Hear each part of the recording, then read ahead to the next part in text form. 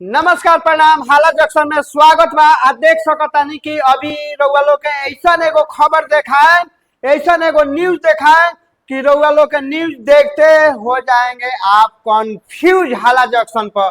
तो आप लोग कहीं जाइएगा नहीं।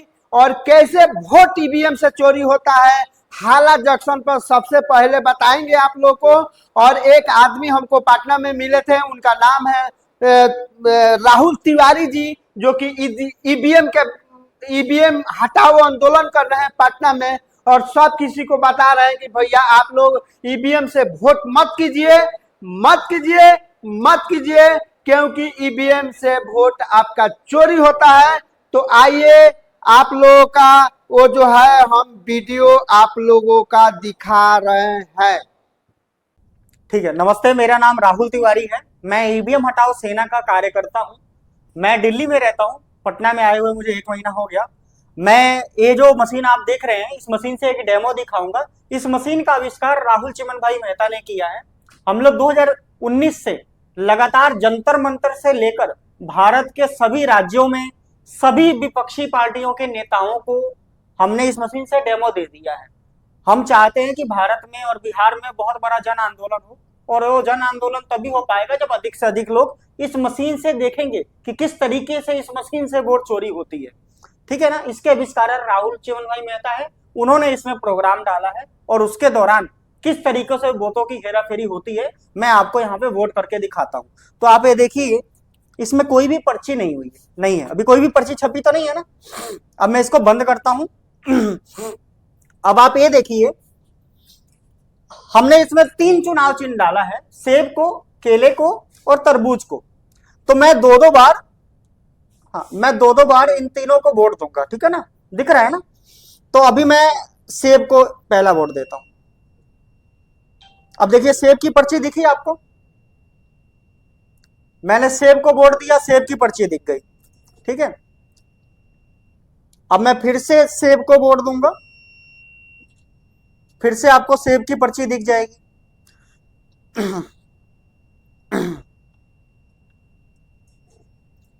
अब 2 वोट मैंने सेब को दे दिया, दोनों बार आपने पर्ची देख लिया है। ठीक है। अब मैं 2 बार केले को दूंगा। आपने केले की पर्ची देख ली। अब फिर से एक केले को देंगे।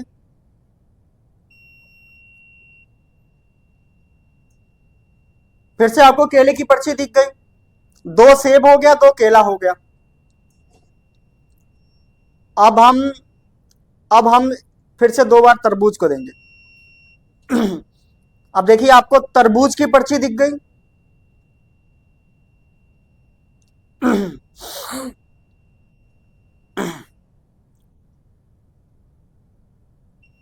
अब फिर से मैंने तरबूज को दे दिया।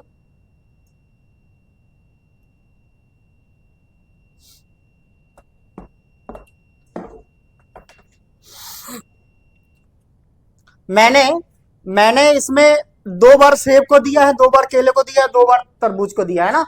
6 इलेक्ट्रॉनिक वोट हो गए और 6 कागज की पर्ची हो जाएगी, तो 100% मिलान हो जाएगा। तो 6 इलेक्ट्रॉनिक वोट और 6 कागज की पर्ची। ठीक है ना। अब 1 2 3 4 5 और 6, तो 6 इलेक्ट्रॉनिक वोट, 6 कागज की पर्ची मिलान करने के बावजूद भी वोट की चोरी हो सकती है। ये मैं अभी आपको दिखाता हूं। ठीक है। तो बहुत सारे पार्टियों के नेता लोग और बहुत सारे संगठन के लोग बोल रहे हैं कि 100% पर्चियों की मिलान कर लेने से वोट चोरी पकड़ी जाएगी, और जनता को मूर्ख बना रहे हैं। हमने उनको डेमो देके दिखाया गया है, दिखा दिया है, फिर भी वो लोग जनता को मूर्ख बना रहे हैं। अब ये देखो आप, हमने सेब को कितना वोट दिया था? 2 बार दिया था ना। लेकिन सेब को वोट कितना बार दिख रहा है आपको? 1 2 3 और 4। हमने वोट सिर्फ 2 बार दिया था, आपने ध्यान से देखा था। तरबूज को 2 बार दिया था, 1 ही वोट दिख रहा है। केले को 2 बार दिया था, 1 ही वोट दे रहा है। क्योंकि हमने इसमें जो प्रोग्राम डाला है वो एप्पल को, सेब को जिताने के लिए डाला है। ऐसा ही प्रोग्राम चुनाव आयोग अगर अपनी मशीन में डाल दे तो वोट की चोरी हो सकती है। इस बात को बताना जनता को बहुत जरूरी है। जो भारत इलेक्ट्रॉनिक लिमिटेड के 2 से 3 प्रोग्रामर पूरे भारत के मशीनों के लिए प्रोग्राम बनाते हैं, वो लोग प्रोग्राम बनाकर 150 टेक्नीशियन को देते हैं। वो 150 टेक्नीशियन भारत के सभी इलेक्ट्रॉनिक वोटिंग मशीन में 15 दिन पहले सिंबल लोडिंग फाइल के जरिए मान लो डाल देते हैं उसमें, ठीक है।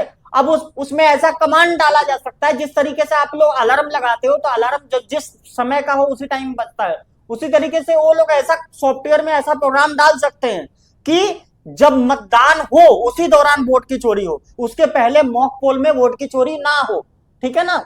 और उसके बाद देखो जून 2010 में उस time election commission control unit और बैलेट यूनिट का उपयोग करता था वोट देने के लिए, वीवीपैट नहीं था, ठीक है ना।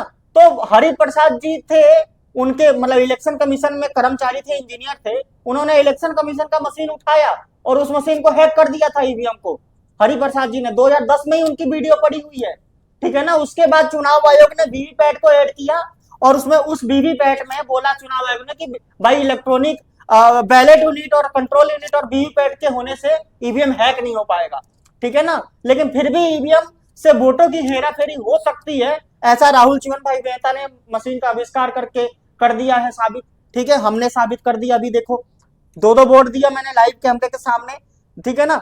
बल्कि एक तरबूज का और एक केले का इसमें चोरी हो गया, इलेक्ट्रॉनिक वोट और कागज की पर्ची मिलान करने के बावजूद भी। और इससे भी महत्वपूर्ण जानकारी क्या है, इलेक्शन कमीशन ने जून 2017 के बाद से इस काले कांच को लगा दिया है। इसमें पहले पारदर्शी कांच था, पहले ऐसा कांच था, ऐसा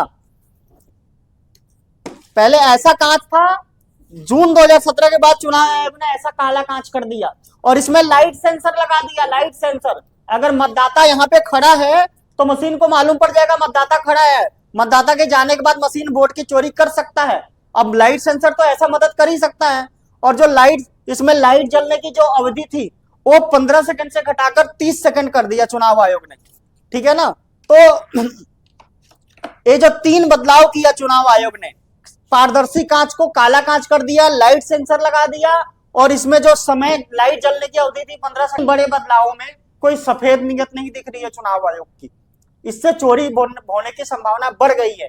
और जितने भी विपक्षी पार्टी के नेता हैं, जितने भी बड़ी संगठन है, एनजीओ है, कोई भी इस बात को नहीं बता रहा है। बिहार में जनसुराज, लालू, नीतीश, कोई भी एबीसीडी पार्टी, एबीसीडी संगठन इस बात को बोल ही नहीं रहे।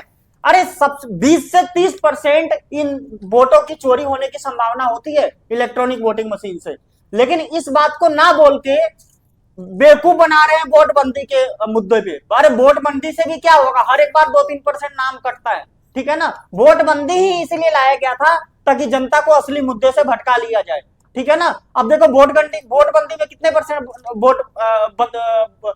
वोट में नाम कटे हैं, 6-7% लोगों का, 8% लोगों का नाम कटे हैं ना। लेकिन यहां से तो 30% वोटों की चोरी हो सकती है। तो इस बात को बोलना ही नहीं चाहते हैं, क्यों? क्योंकि ये लोग विश्व के शासकों के कंट्रोल में काम करते हैं। अगर ये लोग सच्चाई जनता को बोलने लग जाएंगे तो उनको पैसा मिलना बंद हो जाएगा, विपक्षी पार्टियों को, विपक्षी संगठनों को और ये जितने एनजीओ हैं, संस्था हैं, इनको।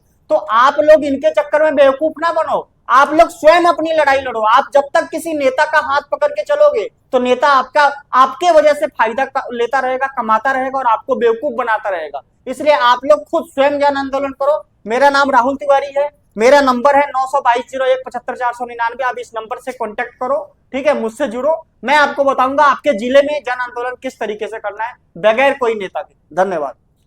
देख रहे हैं कि राहुल तिवारी जी है जो कि ईवीएम के बारे में पटना में अभी है और ईवीएम के बारे में बता रहे हैं कि वोट के जो है चोरी कैसे होता है। हम लोग जिसको वोट देते हैं वो प्रत्याशी नहीं जीतता है और जिसको वोट हम लोग नहीं देते हैं वो प्रत्याशी जीत जाता है। तो ये जो राहुल तिवारी जी है ईवीएम लेके साथ में घूम रहा है, लोगों को बता रहे हैं कि आप लोग ईवीएम से वोट मत दीजिए, बैलेट पेपर मंगाइए, बैलेट पेपर से वोट दीजिए, सही नेता को चुनिए जो कि विधानसभा में जाए, लोकसभा में जाए, विकास के काम करे। अगर जो नेता चोरी से वोट खरीदता है, चोरी से जीतता है, तो जो पैसा होगा वो जरूर वो पैसा कमाएगा, उसके बाद में विकास करेगा। हालांकि हाला जंक्शन जो है, हाला जंक्शन इस खबर को पुष्टि नहीं करता है। हमको खबर आया था, हम भी जाके वहां न्यूज बनाए और आप लोगों को बीच में ये जो न्यूज है हम दिखा रहे हैं। जय हिंद, जय भारत, जय भक्त।